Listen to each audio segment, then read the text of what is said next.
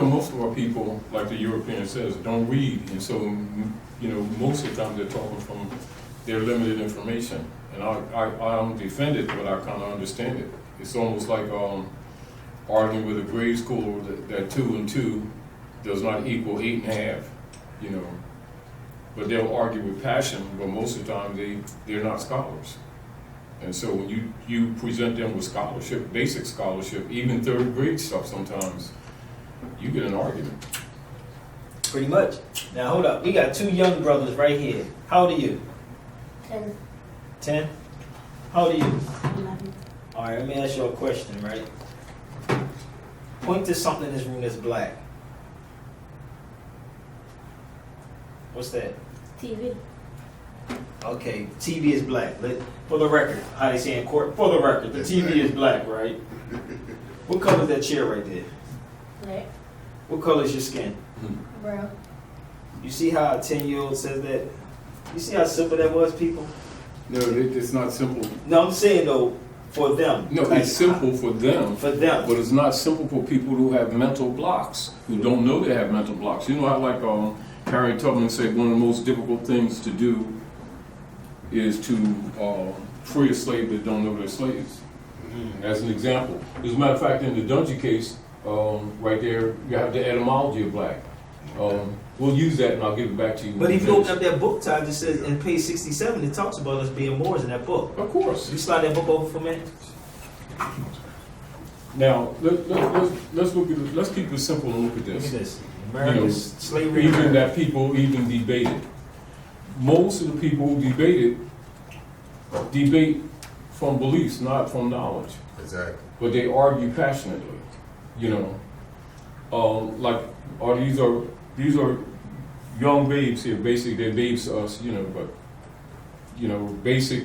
A child can understand that black's an adjective, and in basic third grade grammar, they would already know that if it's an adjective, it can't be a person, place, thing, or idea, unless it's pejorative.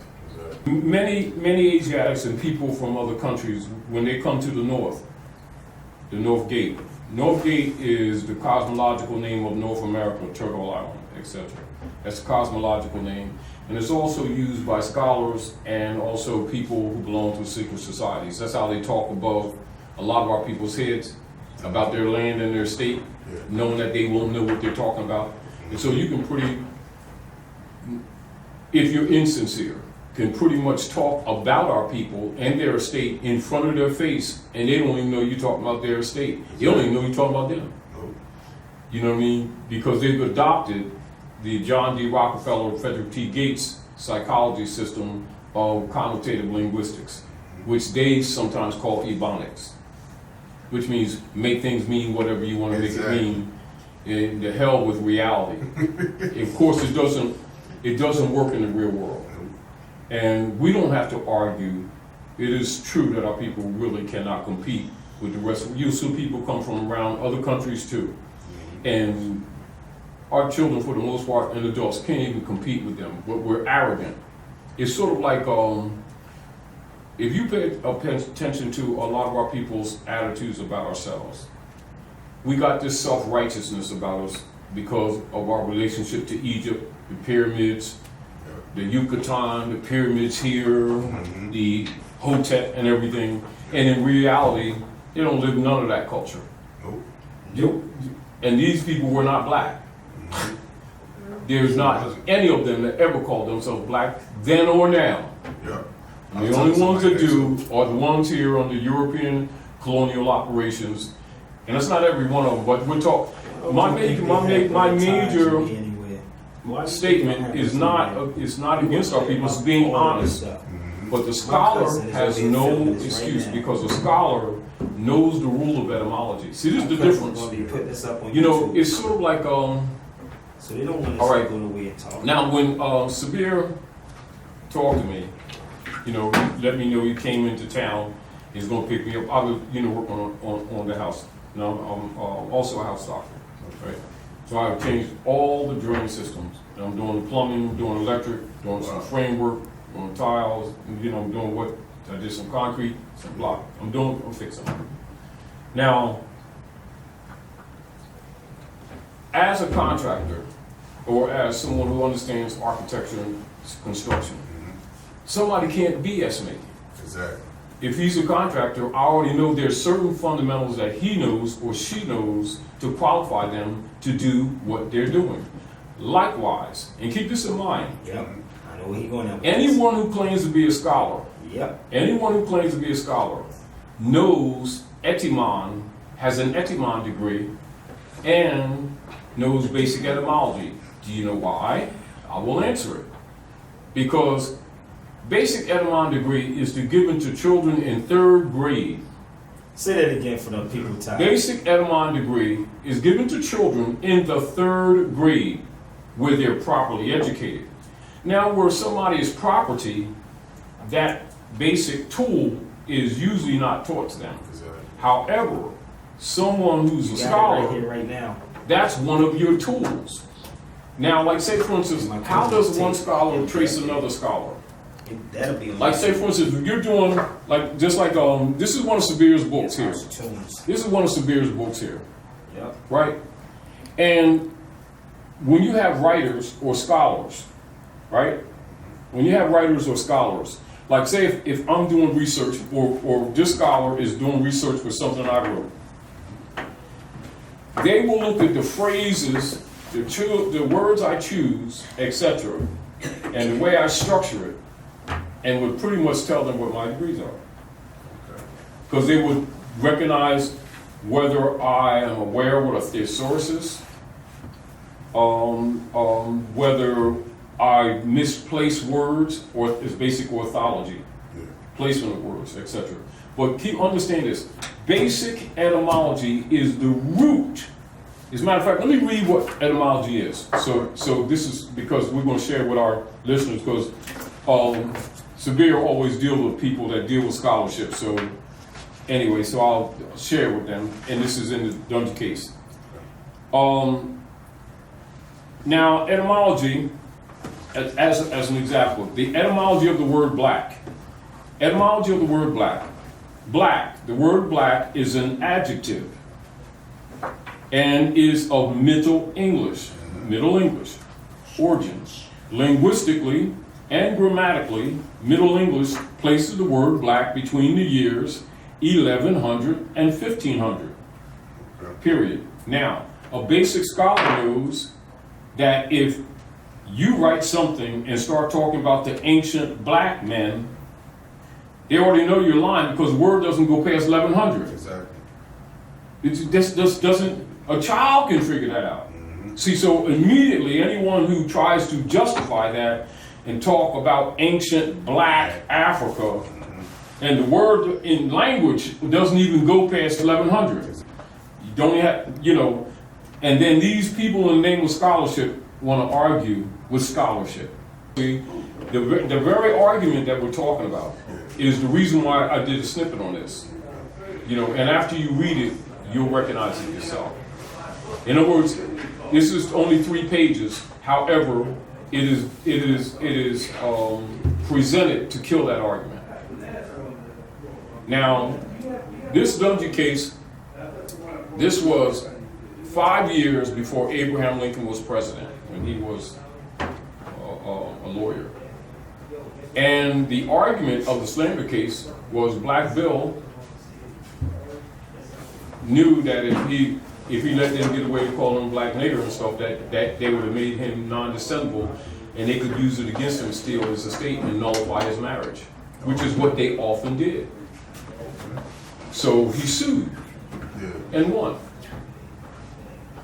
And you want to see what it's about? I'm just going. These are the words, Abraham Lincoln's words as a lawyer. All right. Because you'll get a chance to read this. As a matter of fact, have your sons tape you and you read it. Abraham Lincoln further undermined Joseph Spencer, that's the man who was being sued, by using humor to persuade the jury that there was reasonable doubt regarding William Dungy's race. The attorney, Lawrence Weldon, recalled Abraham Lincoln's statement, and this is Abraham Lincoln's statement. My client is not a Negro, though it may be a crime to be a Negro. No crime to be born with a black skin, but my client is not a Negro. His skin may not be as white as ours, but I say he is not a Negro, though he may be a Moor. Now, and that's now. Keep in mind, one of Spencer's lawyers was named Moor, and that's Abraham Lincoln. And then the judge intervened. Mr. Lincoln, interrupted Judge Davis, scarcely able to restrain a smile. You mean a Moor, M-O-O-R, not M-O-R-E, which is the attorney, right? Taj. And He said, come on to the... all right, and then he says, well, Your Honor, Moore, M-O-O-R, not Clifton H. Moore, M-O-O-R-E. Report Mr. Lincoln with a sweep of his arm towards the table. I say my client may be a Moor, but he's not a Negro, and he won the case. So as you can see, it's not a new argument, it has nothing to do with belief. Exactly. That's the treatment they get that they keep calling prejudice and racism, because that covers up what's really happening. Now, scholars know what's really happening while they play the game with their own people, talking about racism, prejudice, and they know it's expurgatorious. It is no different than like if you're in any privy council. Like if we're in privy council, if this is a meeting of, say, Kaiklos, Ku Klux Klan, we would talk bluntly. If this is in a Masonic lodge, we talk bluntly. Among scholars, bluntly. When you with the pigs and the dead, you talk Ebonics. Okay. Or what is called connotative linguistics. Mm-hmm. Now, another scholar recognizes a COINTELPRO operative amongst themselves even when their followers don't. Mm-hmm. Why? How do you tell? They exercise strongly expurgatorious practices. But a person who can't read don't know that because they can't read. So instead of expurgatory, Expurgatorious, these are two they bullets. need to practice Indexus prohibitorum. That's the bullet from the Church of Rome to defeat the Moors. Don't talk about bloodline, pedigree, history, chemistry, alchemy, horticulture, world government.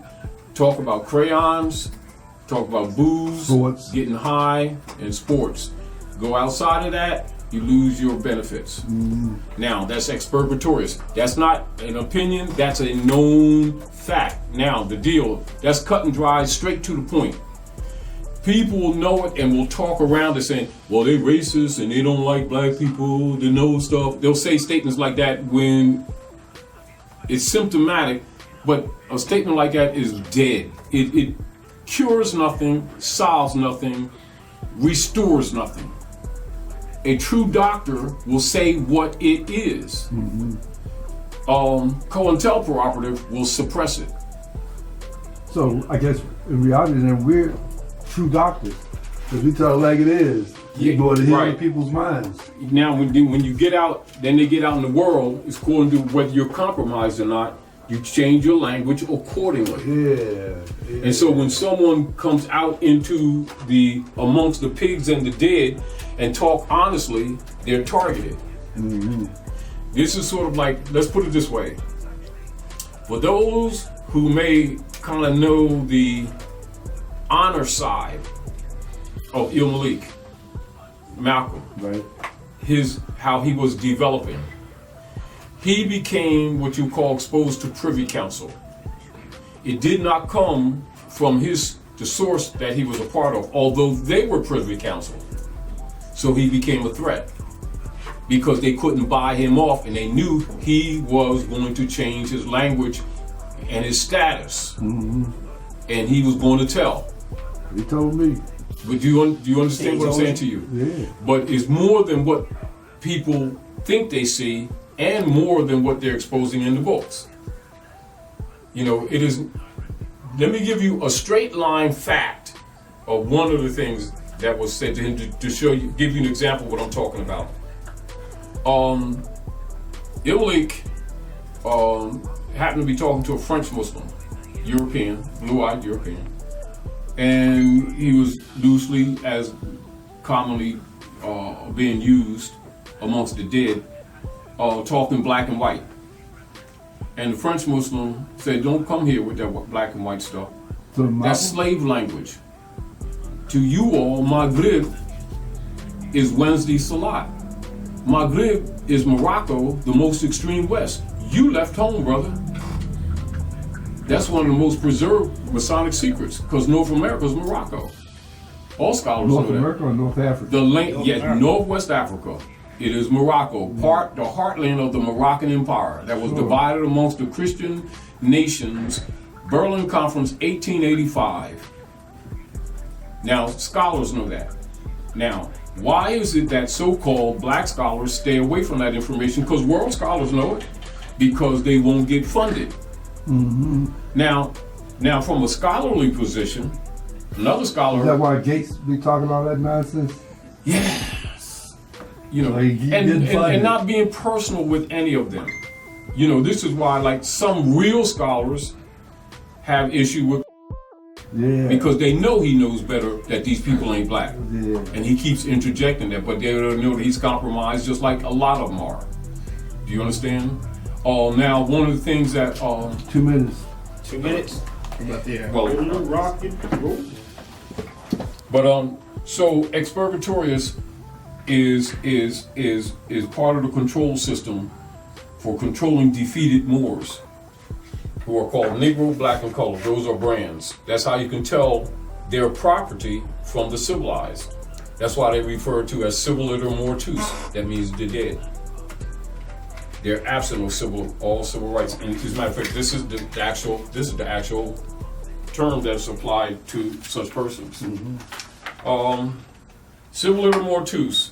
In law, it is a law term that applies to one who is held as being civilly dead, quote unquote, dead in the view of the law. It is the condition of one who has lost his civil rights and capacities and is accounted dead in law. Civil iter mortuus is the negative status which stands in stark opposition to in full life, quote unquote, which means continuing in both physical and civil existence. That is neither actually dead nor civil iter mortuus. Now, in secret, when they talk about our people, that's how they talk. When they get in front of us, they just talk black.